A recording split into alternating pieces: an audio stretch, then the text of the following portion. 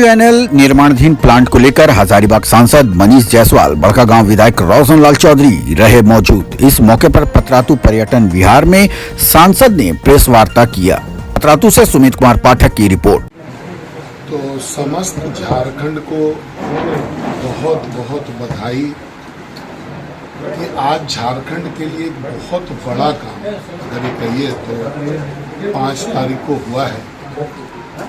पिछले 5 तारीख को मतलब 5 नवंबर को पीवीयूएनएल, ये जो पतरातू पावर प्लांट है, इसके एक यूनिट का 800 मेगावाट के पहले यूनिट का कमर्शियल प्रोडक्शन यहाँ से चालू हुआ है।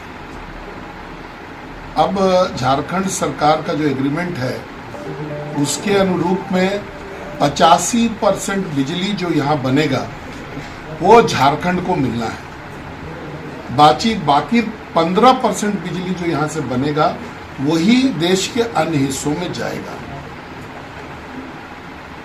ये अवसर है उन लोगों को याद करने का जिनके चलते ये पावर प्लांट स्थापित हुआ। सबसे पहले बहुत बहुत धन्यवाद और आभार माननीय प्रधानमंत्री नरेंद्र मोदी जी का, जिन्होंने इस प्रोजेक्ट को सैंक्शन किया। वित्तीय जो एनटीपीसी का जो वित्तीय 20,000 करोड़ रुपया जो एनटीपीसी यहाँ लगा रहा है, ये केंद्र सरकार के माध्यम से आया। लेकिन विशेष आभार उनका जिन्होंने इस प्रोजेक्ट को मैन्यूवर किया, जिन्होंने इस प्रोजेक्ट के बारे में चिंता किया। तत्कालीन मुख्यमंत्री आदरणीय रघुवर दास जी को बहुत बहुत उनका अभिनंदन, उनका बहुत बहुत धन्यवाद।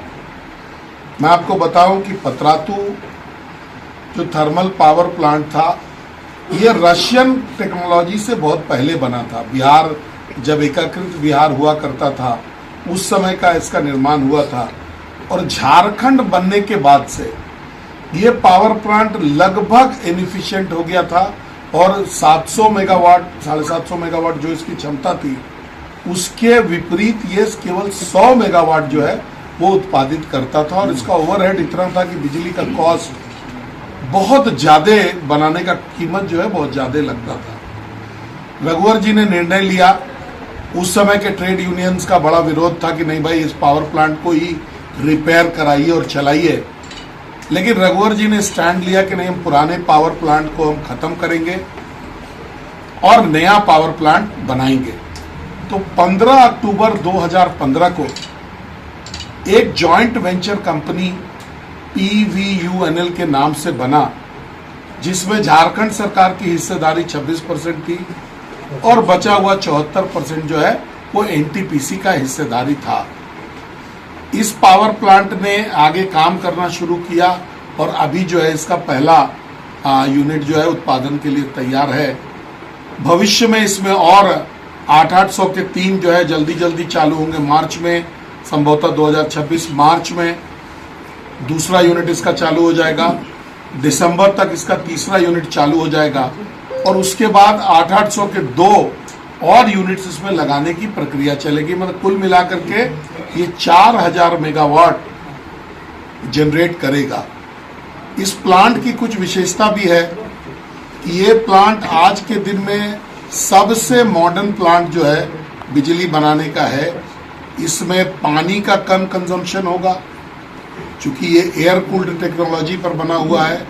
दूसरा, इसमें ड्राई ऐश निकलने का प्रोविजन है। वेट ऐश जो ऐश पॉन्ड के रूप में जो निकलता था वो इसमें नहीं होगा।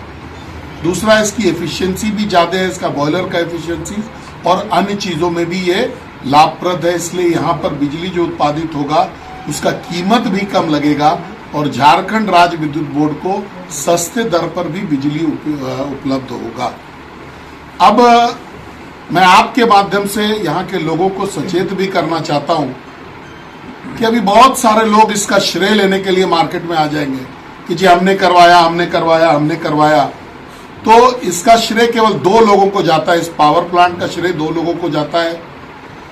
पहला, देश के प्रधानमंत्री आदरणीय नरेंद्र मोदी जी का, जिनकी कैबिनेट ने इसको पास किया, जिन्होंने वित्त पोषण इसका किया। 20,000 करोड़ रुपए उपलब्ध कराए एनटीपीसी को, ताकि एनटीपीसी इस प्रोजेक्ट को बना सके। और दूसरा, रघुवर दास जी को, जिन्होंने पुराना जो पावर प्लांट है उसको स्क्रैप किया, जॉइंट वेंचर कंपनी बनाई और एक कॉन्ट्रैक्टर के रूप में एनटीपीसी के साथ जॉइंट वेंचर करके इसको जो है दिशा देने का काम किया। मेरा भी बहुत छोटा सा भूमिका रहा है इसमें। 15 से 20 के बीच में मैं विधायक था और उसी कार्यकाल में मुझे 1 वोट विधानसभा में इसके पक्ष में देने का अवसर मिला था।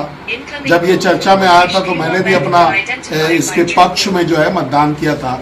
और जब से मैं सांसद बना तो जितने हर्डल्स थे इसमें, बहुत सारे हर्डल्स के साथ ये जमीन पूरा एक्विजिशन नहीं हुआ था, कोविड के चलते प्लांट बहुत डिलेड था, जो पावर जो कोयला का माइंस इनको अलॉट हुआ है उस पर बहुत सारा काम पेंडिंग था, जो लाइन कोयला इनका जो कोयला जहाँ से शुरू हो रहा है साइडिंग से और इनका अपना जो साइडिंग है उसके भीतर का भी जो है काम नहीं हुआ था, उसको हम लोगों ने फैसिलिटेट करने का काम किया।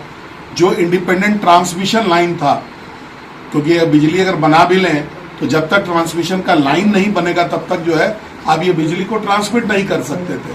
तो इन सभी चीजों पर पहले ध्यान नहीं दिया गया। हम लोगों ने पिछले 1.5 सालों में ध्यान दिया, तब जाकर के ये जो है पूरा काम अभी कंप्लीट हुआ है और आज इसका कमर्शियल ऑपरेशन हुआ है। तो मैं माननीय प्रधानमंत्री जी को, आदरणीय रघुवर दास जी को और उस समय के तमाम लोगों ने जिन लोगों ने इसमें अपनी महती भूमिका निभाई थी, उन सभी लोगों का आभार व्यक्त करूंगा। और झारखंड की समस्त जनता को मैं बहुत बधाई देना चाहूंगा कि आपके लिए पावर प्लांट बन करके तैयार है और आने वाले समय में ये जो बिजली का संकट है ये हमेशा के लिए झारखंड से जो है दूर हो जाएगा। मुझे बस इतना ही कहना था।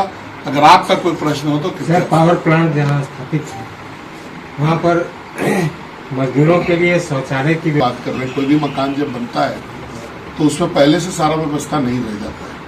अब ये चालू हुआ है तो जो परमानेंटली जो लोग इस पे काम करेंगे उनके लिए सारी सुविधा मैं आपको कमिट कर रहा हूँ कि जो भी इंडस्ट्रियल नॉर्म्स के अनुरूप में जो सुविधा उस पर होना चाहिए वो सारा सुविधा उसमें होगा।